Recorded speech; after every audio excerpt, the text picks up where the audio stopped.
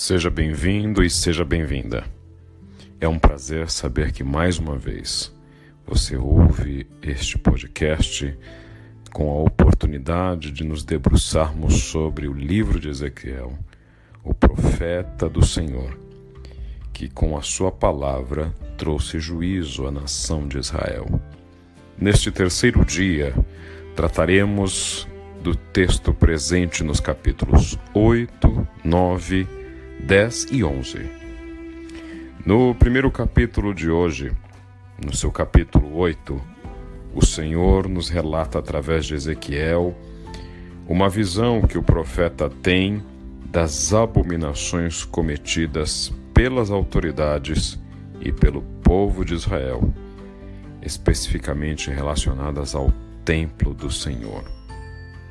No capítulo 8, inclusive, vemos algumas vezes a expressão que é traduzida para o português como ciúme ou ira de Deus. Eu gosto desta expressão ciúme, porque traz a noção deste sentimento que corrói o coração de Deus ao ver o seu povo trocando-lhe por outros deuses. Essas abominações no templo explicitam a diferença que existe e que muitas vezes nos esquecemos entre Deus, religião e templo. Você pode ter um Deus sem ter religião e sem ter um templo. Você pode ter um templo sem ter religião e sem ter Deus. Você pode ter uma religião que não tenha nem Deus, nem templo. E Deus não está preso a religiões e a templos. A distinção é importante porque vemos as abominações sendo cometidas no templo do Senhor e a sua glória se afastando de lá. Na visão, Ezequiel percebe a adoração a 4 tipos de deuses. Primeiro, a deusa do sexo, Azerá. Depois, deuses que rastejam, deuses detestáveis, numa tradição adquirida com os povos egípcios. Logo em seguida, a adoração ao deus Tamuz ou Dumuzi, o deus dos mortos, o deus que fazia um ciclo constante, segundo os sumérios, de ir até o mundo dos mortos e voltar. E por fim, a adoração ao deus Sol. Autoridades de Israel, autoridades do templo, mulheres, o povo, todos envolvidos na abominação. Por conta disso, no capítulo 9, o Senhor então convoca um homem vestido de linho para marcar a testa dos que choram e gemem por causa dos pecados detestáveis cometidos em sua cidade. Em seguida, o Senhor diz aos outros homens: sigam este homem de linho e matem todos cuja testa não estiver marcada. Numa alusão à mensagem ocorrida durante a história do Êxodo, da saída do povo do egípcio na última praga de morte dos primogênitos, quando a Bíblia nos conta que o Senhor então passou com o seu anjo da morte e as casas que tinham sangue nos umbrais foram poupadas, diferentemente das demais casas. Neste caso, todos aqueles que não receberam a marca do homem vestido de linho foram consumidos ao fio da espada. Foram mortos todos, idosos, jovens, meninas, mulheres, crianças pequenas, mas os que tinham sinal não foram sequer tocados. Inclusive o templo foi profanado com sangue. Diz o Senhor, inclusive: comecem pelo templo. No capítulo 10, o profeta nos revela então a glória de Deus, aquela glória imarcessível, aquela glória inefável, indescritível que ele havia visto e tentado relatar com as suas parcas palavras no capítulo 1, novamente se movendo, com seus olhos sobre rodas, a voz do Todo-Poderoso, querubins, superfície de cristal e sobre ela o trono do Senhor. A mesma visão, com os mesmos componentes. No entanto, esta glória se move para longe do templo. Deus começa a abandonar o templo que foi construído para a sua glória. Tristeza nos assome o coração quando lembramos que durante a construção do templo de Salomão, a glória do Senhor encheu o templo de tal forma que os homens não podiam entrar no templo, de tão cheio que estava ele da glória do Senhor. E então o capítulo 11 nos remete novamente aos 25 homens que o capítulo 8 nos conta que estavam presentes no templo, dizendo que esses homens de forma arrogante dizem: a cidade de Jerusalém é uma panela de ferro, e nós somos a carne dentro desta panela. Esta cidade é como uma panela de ferro e estamos seguros dentro dela, como a carne dentro da panela.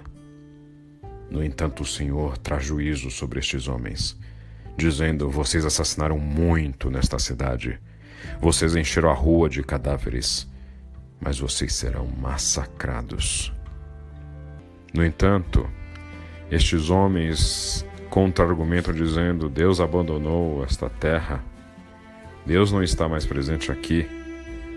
E o Senhor então se volta aos exilados, aqueles que já não tinham direitos, aqueles que estes homens inclusive chegaram a roubar, a possuir, a invadir as suas terras porque foram exilados.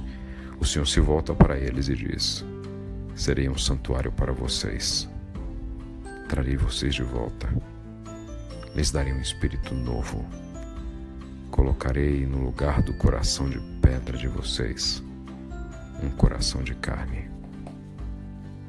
Quando vemos estes 4 capítulos, percebemos lições muito importantes que o Senhor nos traz através destas mensagens. Além do seu juízo contra o pecado, contra autoridades revestidas que estão ali, investidas do seu poder, para julgar conforme a palavra do Senhor. No entanto, transvestidas de falsa e pretensiosa santidade, na verdade estão cheias de malignidade em seu coração e profanam o mandato que o Senhor lhes deu. Quando olhamos este cenário, vemos um Deus que julga, um Deus que condena, um Deus que exerce o juízo, que executa esta condenação, mas um Deus que ainda olha com uma mensagem de esperança. Se eu pudesse lhe relatar alguns pontos importantes desses 4 capítulos, primeiramente, lhe deixaria bastante claro que sacerdotes, religiões e templos, por incrível que pareça, por mais absurda que possa parecer a minha sentença, sacerdotes, religiões e templos podem sim estar muito longe de Deus. Infelizmente, não é raro, e eu diria inclusive que é muito comum, percebemos que no meio do seio da igreja cristã são tantos e tantos sacerdotes que não conhecem a Deus. São tantos templos onde Deus não habita. São tantas religiões que não sabem a que Deus adorar. Também ressaltaria nestes 4 capítulos um Deus com um zelo consumidor, um ciúme por aquilo que lhe pertence, seu povo, seu templo, sua glória. Deus não admite compartilhar seu povo com ninguém.